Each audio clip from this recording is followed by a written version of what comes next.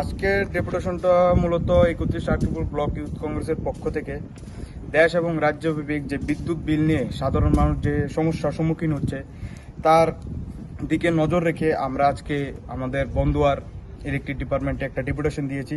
মূলত 6টা দাবি নিয়ে আমরা এই ডেপুটেশনটা দিয়েছি।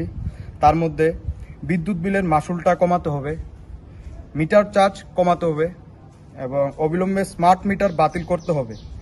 আর পেপার কার্ডের মাধ্যমে বিদ্যুৎ রিচার্জের নামে গ্রাহকদের যেভাবে হয়রানি করা হয় তা অবিলম্বে বন্ধ করতে হবে। টিসিএলসির ঠিকাদারদের বকেয়া বিল মিটিয়ে দিতে হবে। অতিরিক্ত বিদ্যুৎ দপ্তরের কর্মী নিয়োগ করতে হবে। এই 6টা দাবি নিয়ে আজকে আমরা বন্দুয়ার বিদ্যুৎ দপ্তরে আমরা ছোট্ট একটা ডেপুটেশন দিয়েছি।